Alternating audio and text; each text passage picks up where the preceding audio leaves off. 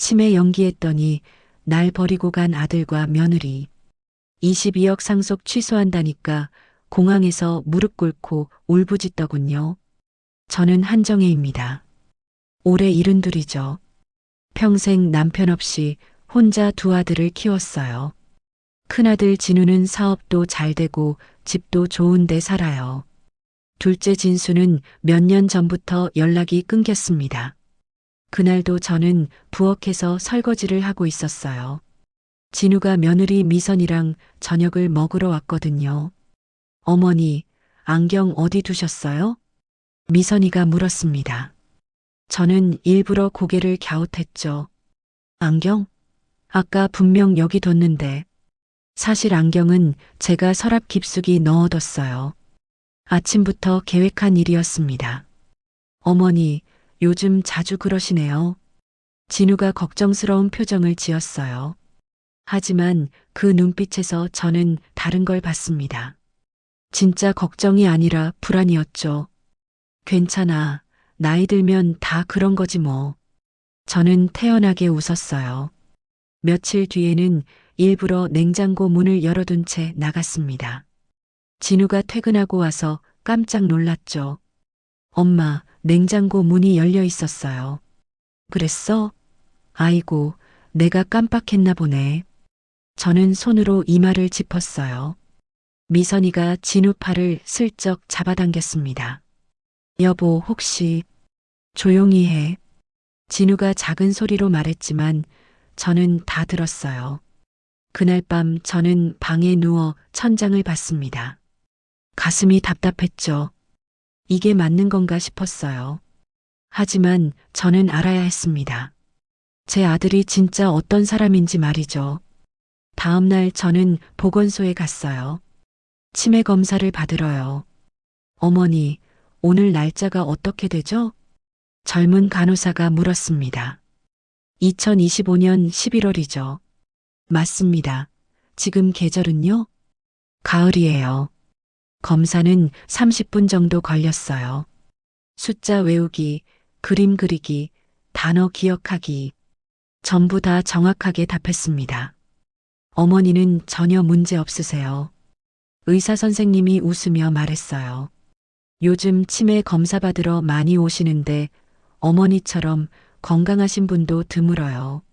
저는 안도의 한숨을 쉬었죠. 하지만 동시에 씁쓸했습니다. 제가 멀쩡한 게 확인됐으니 이제 본격적으로 시작할 수 있다는 뜻이었거든요. 집으로 돌아오는 버스 안에서 저는 창밖을 봤어요. 낙엽이 바람에 날리고 있었습니다. 사람은 어려울 때 진짜 마음이 보인다더니 저는 혼잣말을 했죠. 누가 들었다면 그냥 중얼거림으로 들렸을 거예요. 집에 도착하니 진우가 와 있었어요. 엄마, 어디 갔다 오세요? 응, 그냥 동네 한 바퀴 돌았지. 저는 가방을 소파에 내려놓았습니다. 진우 눈이 제 가방을 힐끗 봤어요. 혹시 병원 영수증이라도 있나 확인하는 것 같았죠. 요즘 괜찮으세요? 건강은요? 뭐가? 나 멀쩡한데. 저는 웃으며 부엌으로 갔습니다. 진우는 거실에 서서 핸드폰을 만지작거렸어요. 아마 미선이한테 문자를 보내고 있었겠죠. 저는 냉장고를 열었어요. 그리고 김치찌개를 끓이기 시작했습니다. 평소보다 좀 더 푹 끓였죠. 엄마, 밥 먹고 갈게요. 그래, 앉아. 밥상을 차리는데 진우가 계속 저를 쳐다봤어요. 뭔가 말하고 싶은데 못하는 표정이었습니다. 엄마, 왜? 요즘 힘든 거 없으세요? 저는 국그릇을 내려놓았어요. 힘들 게 뭐가 있겠니? 혼자 사는데. 그게 아니라 혹시 몸이 어디 불편하시거나. 진우는 말끝을 흐렸습니다. 저는 그 순간 알았어요. 이 아이가 뭘 걱정하는지 말이죠. 나 괜찮아. 저는 짧게 대답하고 밥을 먹기 시작했어요.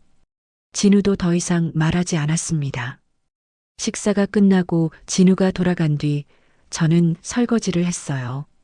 그릇을 닦으면서 눈물이 났습니다. 하지만 참았죠. 울면 안 된다고 생각했어요. 아직 시작도 안 했는데 말이에요. 저는 수건으로 눈가를 닦았습니다. 그리고 거울을 봤죠. 72의 얼굴이 거기 있었어요.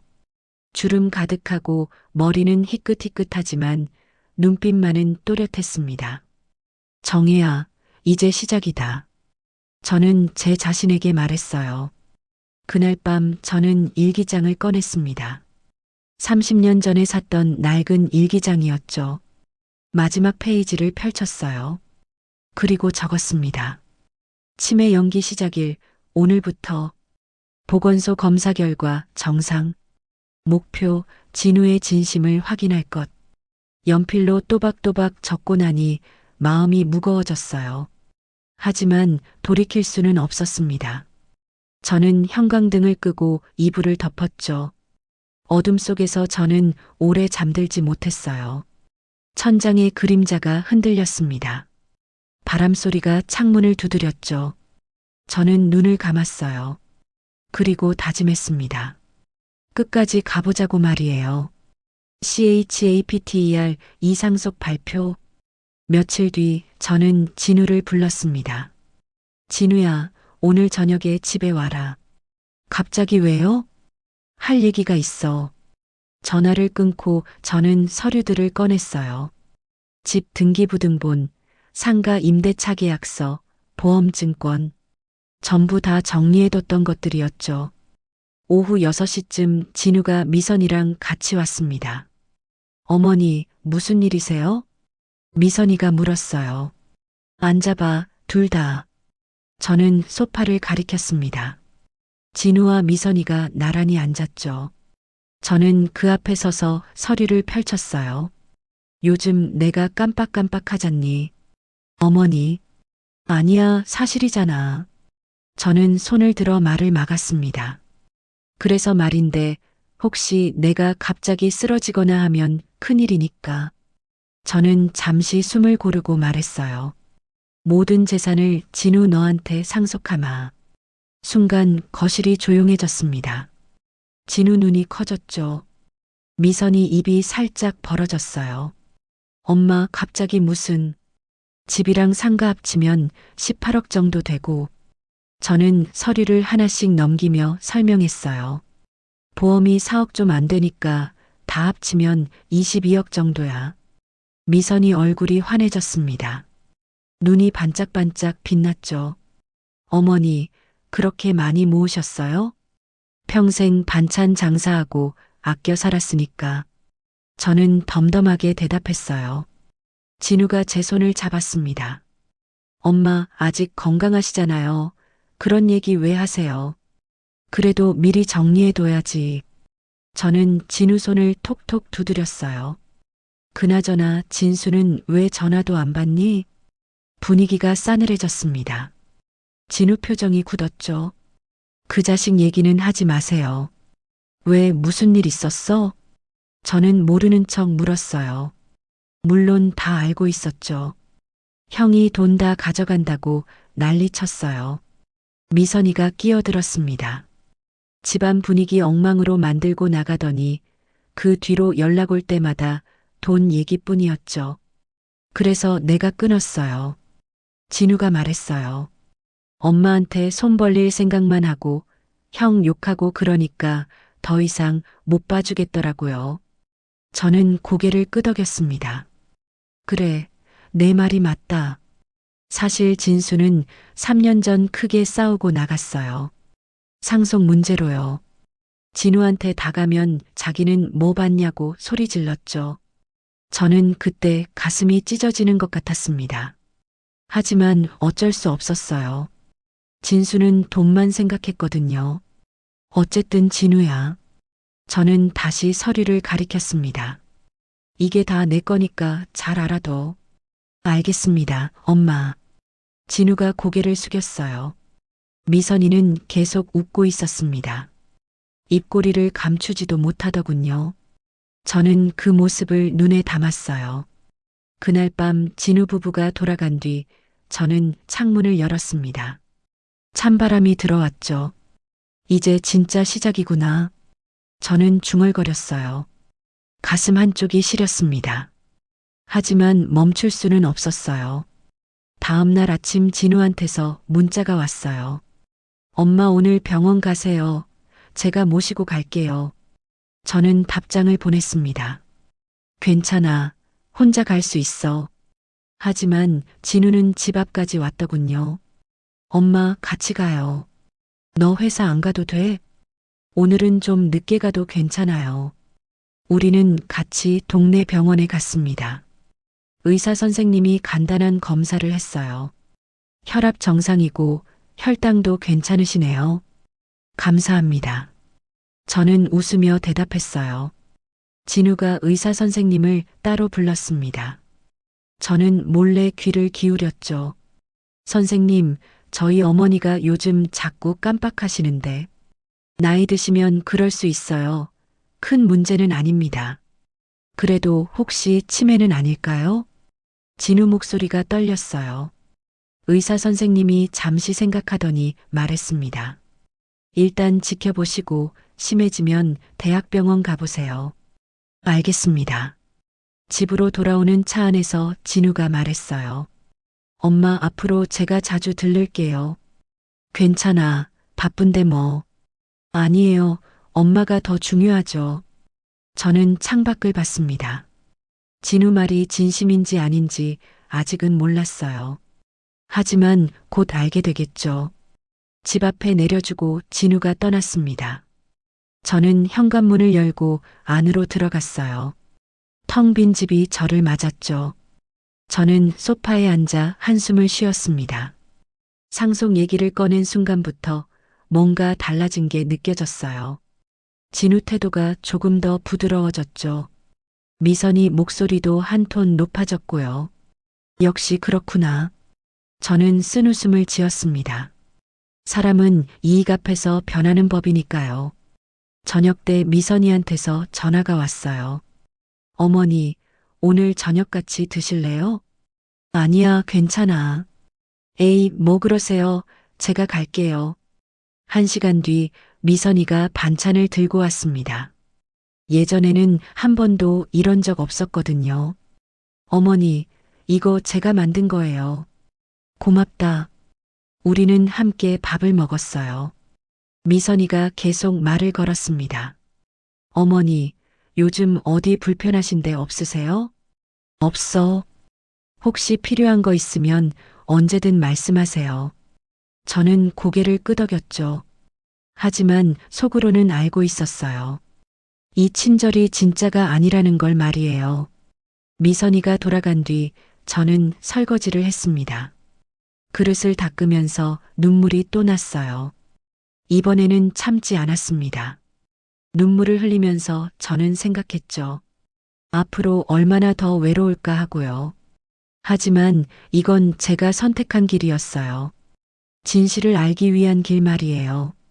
CHAPTER 3치매 연기 시작. 다음 날부터 저는 본격적으로 연기를 시작했습니다. 아침에 일어나서 은행 앱을 켰어요. 진우한테 10만 원을 보내려다가 일부러 100만 원을 보냈죠. 1시간 뒤 진우한테서 전화가 왔습니다. 엄마, 100만 원이 들어왔는데요? 응? 10만 원 보냈는데? 저는 놀란 척했어요. 아니, 100만 원이에요. 어머, 내가 잘못 눌렀나 보네. 전화를 끊고 저는 한숨을 쉬었습니다. 가슴이 답답했죠. 며칠 뒤에는 집 비밀번호를 일부러 틀리게 눌렀어요. 현관문 앞에서 한참을 서 있었습니다. 이상하네, 분명 이 번호인데. 옆집 아주머니가 지나가다 물었어요. 정혜 씨, 괜찮아요? 비밀번호가 생각이 안 나요. 어머, 잠깐만요. 아주머니가 진우한테 전화했습니다. 30분 뒤 진우가 달려왔어요. 엄마, 비밀번호가 왜 생각이 안 나요? 미안해, 갑자기 헷갈리네. 진우가 비밀번호를 눌러줬죠. 문이 열렸습니다. 엄마, 괜찮아요? 괜찮아. 피곤해서 그런가 봐. 하지만 진우 표정이 어두워졌어요. 그날 저녁 진우가 미선이랑 같이 왔습니다. 어머니, 오늘 저녁 저희가 해드릴게요. 아니야, 내가 할게. 저는 부엌으로 갔어요. 그리고 밥을 하기 시작했죠. 일부러 불 조절을 잘못했습니다. 밥이 타는 냄새가 났어요. 엄마, 무슨 냄새 안 나요? 진우가 부엌으로 뛰어왔습니다. 어머, 밥이. 밥솥 뚜껑을 열자 까만 연기가 피어올랐어요. 밥이 새까맣게 타 있었습니다. 엄마, 왜 이러세요? 진우가 당황한 목소리로 물었어요. 미안해, 내가 깜빡했나 봐. 저는 고개를 떨궜습니다. 미선이가 부엌으로 들어왔죠. 여보, 괜찮아요? 엄마가 밥을 태우셨어. 어머. 미선이 얼굴에 걱정이 스쳤습니다. 하지만 그건 진짜 걱정이 아니었어요. 짜증이었죠. 저는 그걸 봤습니다. 죄송해요. 다시 할게요. 아니에요. 어머니, 저희가 할게요. 미선이가 웃으며 말했어요. 하지만 그 웃음은 억지스러웠습니다. 그날 밤 진우 부부가 설거지를 하는 소리가 들렸어요. 저는 방에 누워 있었죠. 여보, 이거 심각한 거 아니야? 미선이 목소리였습니다. 모르겠어. 병원 다시 가봐야 할 것 같아. 우리 생활도 힘든데. 쉬 들려. 소리가 작아졌어요. 저는 이불을 끌어안았습니다. 눈물이 또 났죠. 하지만 소리 내지 않으려고 입을 꾹 다물었어요. 다음 날 아침 저는 일부러 현관문을 열어둔 채 산책을 나갔습니다. 1시간쯤 뒤에 돌아왔죠. 진우가 집 앞에 서 있었어요. 엄마, 문이 열려 있었어요. 그래, 내가 안 잠갔나 보네. 엄마, 이러시면 큰일 나요. 진우 목소리가 떨렸습니다. 미안해. 저는 고개를 숙였어요. 진우가 제 어깨를 잡았습니다. 엄마, 병원 가야 해요. 괜찮아. 괜찮지 않아요. 진우가 소리를 높였죠. 저는 깜짝 놀란 척 했어요. 알았어, 갈게. 하지만 저는 병원에 가지 않았습니다. 대신 동네를 계속 돌아다녔어요. 진우한테 전화가 와도 받지 않았죠. 저녁 때 집에 돌아오니 진우가 기다리고 있었습니다. 엄마, 어디 갔다 오세요? 산책했어. 연락도 안 받으시고. 진우 얼굴이 지쳐 보였어요. 미안해. 저는 또 사과했습니다. 며칠이 더 지났어요. 저는 계속 실수하는 척 했죠. 냉장고에 신발을 넣기도 하고요. 세탁기에 리모컨을 넣기도 했습니다. 진우와 미선이는 점점 지쳐갔어요. 여보, 이거 언제까지 이래야 돼? 어느 날 밤 미선이 목소리가 들렸습니다. 저는 방문 틈으로 귀를 기울였어요. 모르겠어. 병원에서도 딱히 뭐라고 안 하던데. 우리도 일 있고 애들 키워야 하는데 계속 이러면. 알아, 나도 힘들어. 잠시 침묵이 흘렀습니다. 그리고 미선이 말했죠. 여보, 며칠만 요양원에 맡기는 거 어때? 저는 가슴이 철렁했어요. 요양원? 응, 우리도 여행 좀 다녀오고 머리 좀 식히자. 하지만 어머니도 쉬시면 나아지실 거야. 거기 전문가들도 있고. 진우가 한참 고민하는 것 같았어요. 그래, 그게 나을 것 같기도 하고. 그럼 내가 알아볼게. 미선이 목소리가 밝아졌습니다. 저는 방으로 돌아와 이불을 뒤집어 썼어요. 몸이 떨렸죠. 드디어 시작되는구나 싶었습니다. 진짜 시험이 말이에요. CHAPTER 사요양원에 버려지다. 일주일 뒤 진우가 저를 데리러 왔습니다. 엄마, 잠깐 다녀올 때가 있어요. 어디? 좋은 데예요. 차를 타고 1시간쯤 갔어요. 도착한 곳은 요양원이었습니다. 여기가 어디니? 저는 물었어요. 엄마, 여기서 며칠만 쉬세요. 며칠? 네, 우리도 좀 쉬고 엄마도 전문적으로 관리받으시면 좋잖아요. 진우가 제 손을 잡았습니다. 저는 아무 말 하지 않았어요. 요양원 안으로 들어갔죠. 복도는 깨끗했고 간호사들이 웃으며 인사했습니다. 어머님, 안녕하세요. 안녕하세요. 저는 기계적으로 대답했어요. 원장실로 들어갔습니다. 원장 김호석이라는 분이었죠. 60대 초반으로 보이는 남자였어요. 어머니, 편하게 계시다 가세요. 감사합니다. 서류를 작성하는데 진우가 뭔가 체크하고 있었어요. 저는 슬쩍 봤습니다. 장기 입소라고 적혀 있더군요. 가슴이 내려앉았어요. 진우야. 네, 엄마. 이거 며칠이라며? 네, 며칠이에요. 진우가 눈을 피했습니다. 원장이 물었어요. 보호자분, 어머니 장기 입소십니까? 순간 공기가 얼어붙었죠. 아, 일단 한 달 정도 보고요. 알겠습니다. 저는 입술을 깨물었어요. 한 달이라고요. 며칠이 아니라 한 달이라고 했습니다. 미선이가 짐 가방을 가져왔어요. 큰 캐리어 2개였습니다. 어머니, 옷이랑 필요한 거 다 챙겨왔어요. 고마워. 저는 작은 소리로 말했어요. 방으로 안내받았습니다. 2인실이었죠. 침대 2개가 나란히 있었어요. 엄마, 여기서 편히 쉬세요. 진우가 짐을 내려놓았습니다. 진우야. 네. 언제 데리러 와? 곧 올게요. 진우가 제 손을 잡았어요.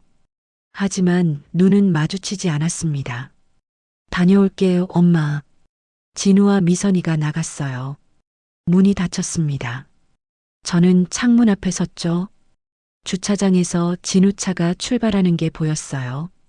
미선이가 선글라스를 끼고 웃고 있었습니다. 저는 침대에 앉았어요. 눈물이 주르륵 흘렀죠. 며칠만이라더니 저는 중얼거렸습니다. 그날 저녁 저는 식당으로 갔어요. 다른 어르신들이 밥을 먹고 계제 시도책에 속셨죠. 새로 오셨어요? 옆 테이블 할머니가 물었습니다. 네. 아드님이 모셔다 드렸나 봐요? 네. 여기 좋아요. 걱정 마세요. 할머니가 웃었어요. 하지만 그 웃음은 슬퍼 보였습니다. 밥을 먹고 방으로 돌아왔어요. 텔레비전을 켰죠. 뉴스가 나왔습니다. 그리고 여행 프로그램이 시작됐어요. 파리 에펠탑이 나오고 있었죠. 저는 핸드폰을 꺼냈습니다. 미선이 인스타그램을 검색했어요. 최신 게시물이 올라와 있었죠. 공항 사진이었습니다. 해시태그가 달려 있었어요. 드디어 여행 힐링 자유. 저는 핸드폰을 내려놨습니다. 손이 떨렸어요. 역시 그랬구나. 저는 이불을 뒤집어 썼습니다. 처음부터 이거였지. 울음이 터져 나왔어요. 소리내서 울었습니다. 아무도 들을 사람이 없었으니까요. 다음 날 아침 간호사가 왔어요. 어머님, 아침 식사 시간이에요. 네. 저는 일어나 세수를 했습니다. 거울을 보니 눈이 퉁퉁 부어 있었죠. 식당으로 갔어요. 죽이 나왔습니다. 맛이 없었어요. 아니 맛을 느낄 수가 없었죠. 어머님, 밥 드세요. 간호사가 격려했습니다. 네. 저는 억지로 한 숟가락 떴어요. 식사 후 거실로 갔습니다. 다른 어르신들이 텔레비전을 보고 계셨어요. 저는 구석 소파에 앉았죠. 창밖을 봤어요. 나무들이 바람에 흔들리고 있었습니다. 언제쯤 데리러 올까? 저는 혼잣말을 했어요. 하지만 속으로는 알고 있었습니다. 안 온다는 걸 말이에요. 점심때 원장 김호석이 왔어요. 어머님, 적응은 잘하고 계세요? 네. 힘드시면 언제든 말씀하세요. 원장이 제 손을 가볍게 두드렸습니다. 눈빛이 따뜻했어요. 감사합니다. 저는 작게 웃었습니다. 원장이 떠나고 저는 다시 창밖을 봤어요. 까마귀 한 마리가 날아가고 있었죠. 그날 밤 저는 진우한테 전화했습니다. 여보세요. 진우야, 나야. 엄마 어때요? 괜찮아. 언제 와? 다음 주쯤? 다음 주? 네, 지금 여행 중이라. 저는 전화를 끊었어요. 더 이상 들을 수 없었습니다. 핸드폰을 침대에 던졌죠. 베개에 얼굴을 묻었어요. 이제 내가 보여줄 차례야. 저는 이를 악물었습니다. 눈물은 더 이상 나오지 않았어요.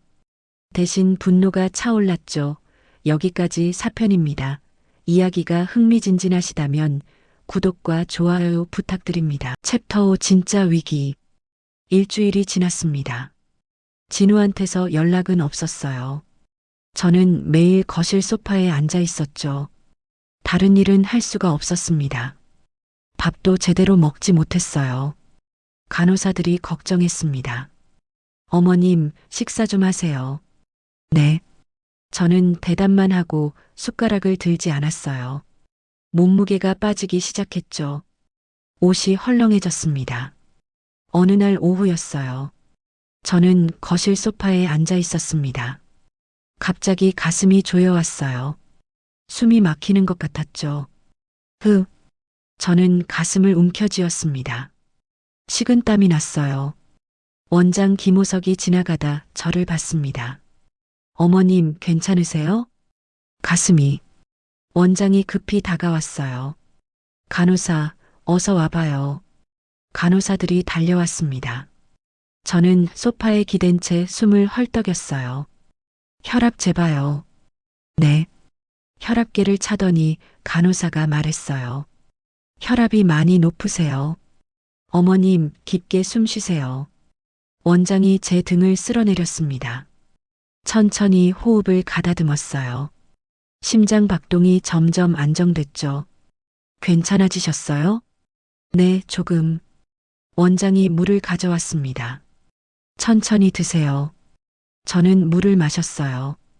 손이 떨려서 컵을 제대로 잡을 수가 없었죠. 원장이 제 손을 잡아줬습니다. 몸보다 마음이 더 아프시네요.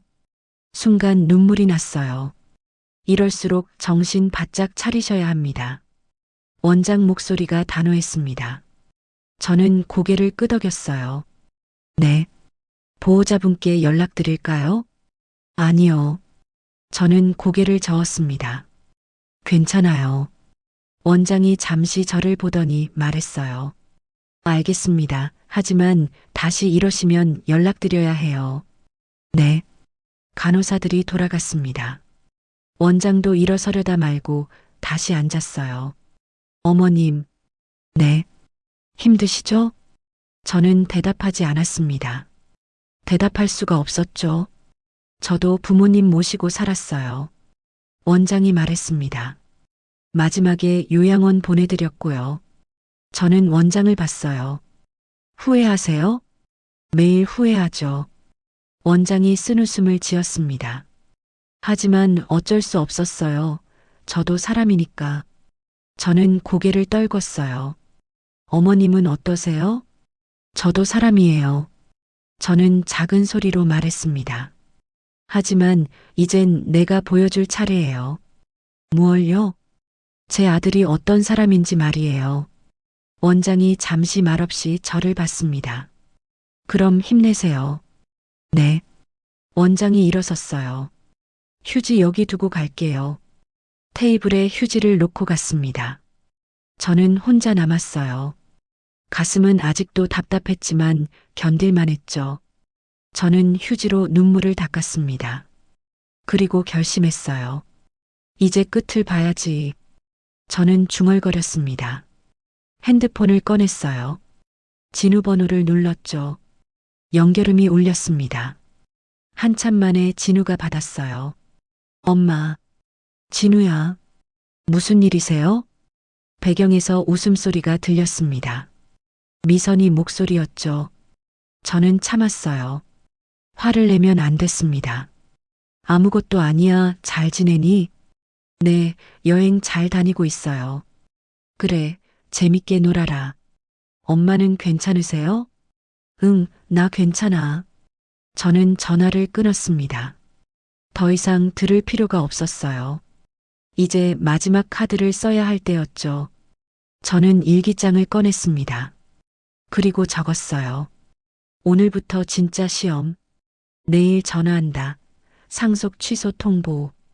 연필로 또박또박 적었습니다. 손이 떨렸지만 글씨는 흔들리지 않았어요. 저는 일기장을 덮었습니다. 창밖을 봤죠. 해가 지고 있었어요. 노을이 붉게 물들어 있었습니다. 내일이면 끝이야. 저는 중얼거렸습니다. 그날 밤 저는 잠을 이루지 못했어요.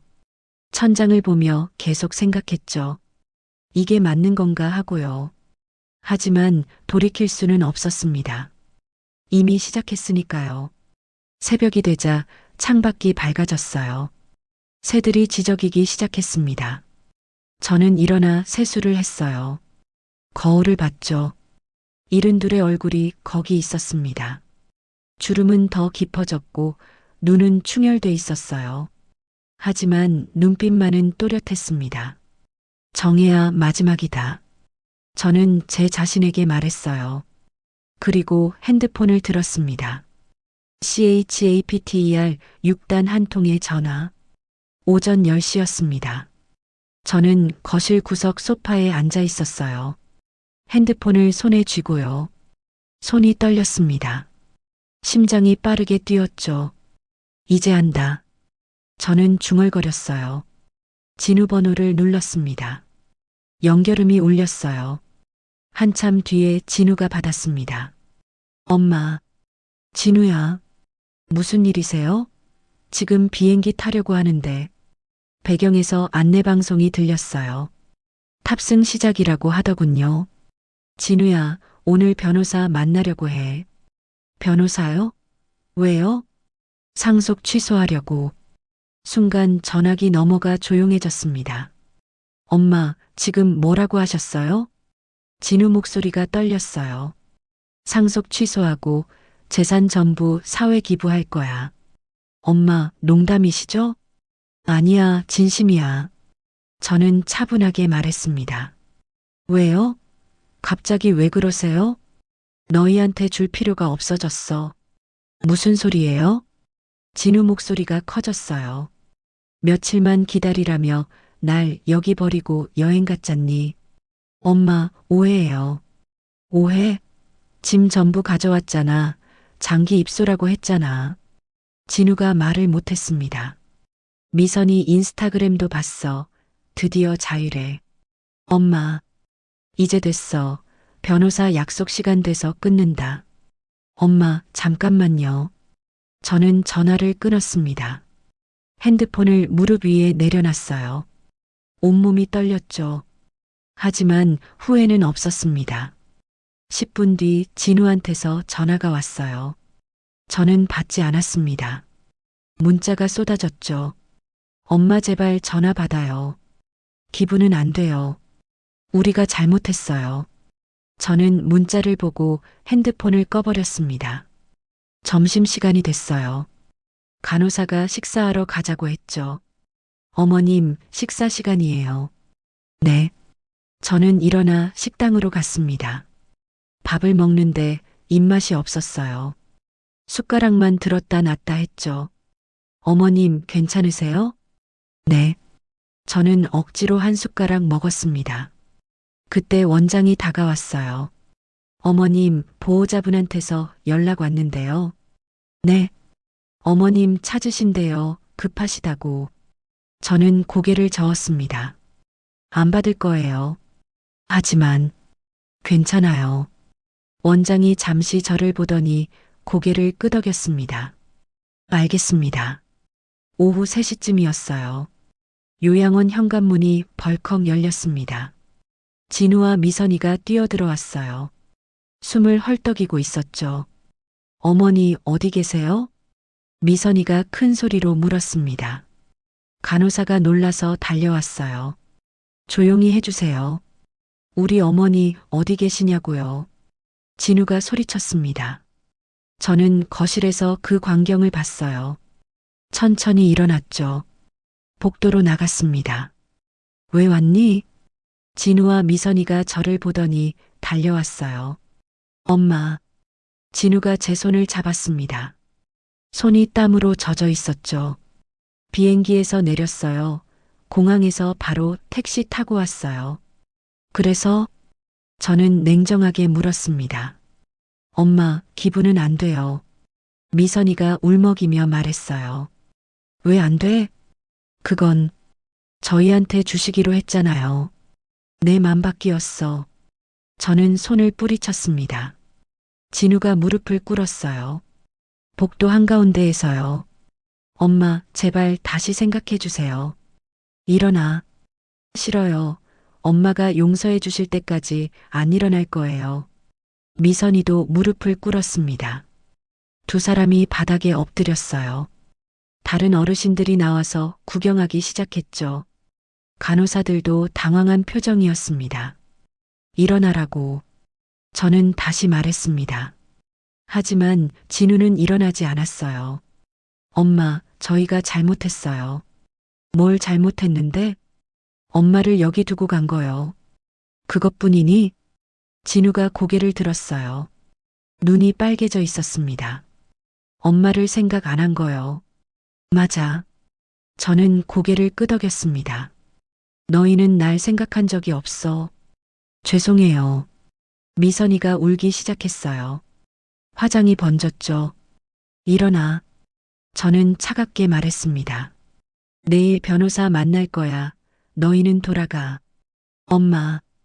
가. 저는 돌아섰습니다. 뒤에서 진우가 소리쳤어요. 엄마, 제발. 저는 걷기를 멈추지 않았습니다. 방으로 들어가 문을 닫았죠. 안에서 잠갔어요. 복도에서 울음소리가 들렸습니다. 진우와 미선이 소리였어요. 저는 침대에 앉았습니다. 눈물이 났죠. 하지만 웃음도 났어요. 드디어 알겠지. 저는 중얼거렸습니다. 버림받는 게 어떤 건지 말이야. 챕터 7 진실 공개 7화가 시작되기 전 좋아요와 구독 한 번씩 부탁드려요. 다음 날 아침 원장이 왔습니다. 어머님, 보호자분들이 면회실에서 기다리고 계세요. 알겠습니다. 저는 옷을 갈아입었어요. 거울을 봤죠. 얼굴은 여전히 수척했지만 눈빛은 단호했습니다. 면회실로 갔어요. 진우와 미선이가 앉아 있었습니다. 밤새 잠을 못 잔 것 같았죠. 눈이 퉁퉁 부어 있었어요. 앉으세요. 저는 그들 앞에 앉았습니다. 진우가 입을 열었어요. 엄마, 어제는 죄송했어요. 괜찮아. 정말 저희가 잘못했어요. 다시 한 번만 기회를 주세요. 미선이가 손을 모았습니다. 저는 그들을 잠시 봤어요. 그리고 말했죠. 사실 나 치매 아니야. 순간 공기가 멈췄습니다. 네. 진우가 눈을 깜빡였어요. 치매 아니라고 연기한 거야. 무슨 말씀이세요? 보건소에서 검사 받았어. 아무 문제 없대. 저는 가방에서 서류를 꺼냈습니다. 치매 검사 결과지였죠. 진우가 서류를 받아봤어요. 손이 떨렸습니다. 그럼 그동안 전부 너희를 시험한 거야. 시험? 응. 너희가 날 어떻게 대하는지 보고 싶었어. 미선이 얼굴이 하얗게 질렸어요. 그래서 일부러 깜빡하는 척하고 밥 태우고 문 열어두고 그랬던 거야. 엄마. 진우 목소리가 떨렸습니다. 너희는 내가 치매라고 생각하자마자 요양원 알아봤잖아. 그건 며칠만이라고 했지? 근데 장기 입소라고 체크했더라. 진우가 고개를 떨궜어요. 짐도 전부 가져왔고 공항에서 인스타 올렸지. 미선이가 울기 시작했습니다. 드디어 자유래, 힐링이래. 저는 핸드폰을 꺼내 화면을 보여줬어요. 미선이 인스타그램이었습니다. 어머님, 죄송해요. 미선이가 바닥에 엎드렸어요. 미안하다고 끝나는 게 아니야. 저는 차갑게 말했습니다. 그때 원장이 들어왔어요. 어머님, 이거 들려드릴까요? 원장이 녹음기를 들고 있었습니다. 네. 원장이 재생 버튼을 눌렀어요. 미선이 목소리가 흘러나왔습니다. 여보, 이제 끝났어. 어머니 요양원에 두고 왔으니까 상속받기만 하면 돼. 우리 마음대로 살 수 있어. 진우 목소리도 들렸어요. 그래, 이제 자유야. 녹음이 끝났습니다. 면회실이 조용해졌어요. 진우가 원장을 받습니다. 이건 어떻게 해? 어머님께서 부탁하셨어요. 원장이 말했습니다. 여행 가시기 전에 통화하셨을 때 녹음해 달라고요. 진우가 저를 봤어요. 엄마, 이게 너희 진심이잖아. 저는 녹음기를 가리켰습니다. 돈만 생각했지. 날 생각한 적 없어. 죄송해요. 정말 죄송해요. 진우가 무릎을 꿇었습니다. 미선이는 이미 바닥에 주저앉아 울고 있었죠. 엄마, 다시는 안 그럴게요.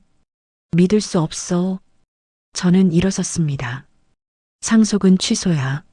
엄마, 손자들이랑 사회기부재단으로 다 넘긴다. 진우가 얼굴을 들었어요. 눈물 범벅이었습니다. 제발 다시 생각해 주세요. 이미 결정했어. 저는 문을 향해 걸었습니다. 엄마. 진우가 소리쳤지만 저는 돌아보지 않았어요. 복도로 나와 방으로 갔죠. 문을 닫고 침대에 앉았습니다. 온몸에 힘이 빠졌어요. 하지만 후회는 없었습니다. 해야 할 일을 했으니까요. 창밖을 봤어요. 하늘이 맑았습니다. 구름 한 점 없이 푸르렀죠. 이제 끝이야. 저는 중얼거렸습니다. 눈을 감았어요. 눈물이 흘렀지만 마음은 편했습니다. CHAPTER 8엔딩. 일주일 뒤 저는 변호사 사무실에 갔습니다. 진우도 와 있었어요. 얼굴이 많이 여위어 있었죠. 어머니, 앉으세요. 변호사가 말했습니다. 상속 내용 변경하시는 거죠? 네. 저는 고개를 끄덕였어요. 서류를 펼쳤습니다. 집과 상가는 손자들 명의로, 보험금의 절반은 사회기부재단으로. 알겠습니다. 변호사가 서류를 작성했어요. 진우는 아무 말도 하지 않았습니다. 그저 고개를 숙이고 앉아 있었죠. 진우야. 저는 그를 불렀습니다. 네, 엄마. 사람이 사는 건 돈이 아니라 마음이야. 알고 있어요. 이제라도 알았으면 됐어. 진우가 눈물을 닦았어요. 죄송해요, 엄마. 미안하다고 끝나는 게 아니야. 저는 서류에 도장을 찍었습니다. 이제 너희 맘대로 살아. 엄마, 나도 내 맘대로 살 거야. 저는 일어섰어요. 변호사 사무실을 나왔죠. 진우가 뒤따라왔습니다. 엄마, 집에 가세요. 아니야, 난 따로 살 거야. 혼자요? 그래. 저는 택시를 잡았습니다. 엄마, 잘 살아라. 저는 택시에 올라탔어요. 진우가 창문을 두드렸지만 저는 보지 않았습니다. 택시가 출발했죠. 한 달 뒤 저는 작은 원룸을 얻었습니다. 혼자 살기 딱 좋은 크기였어요. 반찬 가게도 다시 열었죠. 예전보다 작은 가게였지만 충분했습니다. 손님들이 하나둘 찾아왔어요. 사장님, 오랜만이에요. 그러게요. 저는 웃으며 반찬을 담아줬습니다. 요양원에서 알게 된 어르신들도 가끔 들렀어요. 정혜 씨, 잘 지내시네요. 덕분이에요. 우리는 함께 차를 마시며 이야기를 나눴죠. 진우는 가끔 전화를 했습니다. 엄마, 밥은 드세요? 응. 건강하세요. 너도. 짧은 대화였어요. 하지만 그걸로 충분했습니다. 어느 날 저녁 가게 문을 닫고 집에 돌아왔어요. 창문을 열었죠. 바람이 들어왔습니다. 저는 의자에 앉아 일기장을 펼쳤어요. 마지막 페이지에 적었습니다. 버림받는 마음을 아는 사람만이 버려진 이들의 손을 잡을 수 있다. 돈은 다시 모을 수 있어도 마음은 잃으면 끝이다. 나는 이제 자유롭다. 연필을 내려놓고 창밖을 봤어요. 별이 반짝이고 있었습니다. 저는 미소 지었죠. 이제 됐어. 저는 중얼거렸습니다. 바람이 커튼을 흔들었어요. 달빛이 방 안을 비췄죠. 저는 눈을 감았습니다. 평온함이 밀려왔어요. 오랜만에 느끼는 평화였죠. 그날 밤 저는 깊이 잠들었습니다. 꿈속에서 저는 젊었어요. 아들들이 어렸을 때로 돌아가 있었죠. 진우가 웃으며 제게 시도책에 속 달려왔습니다. 엄마, 저는 그를 안아줬어요. 따뜻했습니다. 꿈에서 깨어났을 때 해가 떠 있었어요. 새로운 아침이었죠. 저는 일어나 세수를 했습니다. 거울을 봤어요. 72의 얼굴이 거기 있었지만 이제는 평온해 보였습니다. 주름 속에 미소가 담겨 있었죠. 오늘도 좋은 하루야. 저는 중얼거렸습니다. 그리고 가게로 향했어요. 길을 걷는 발걸음이 가벼웠습니다. 하늘은 맑았고 바람은 상쾌했죠. 저는 앞으로 걸어갔습니다. 뒤돌아보지 않고요.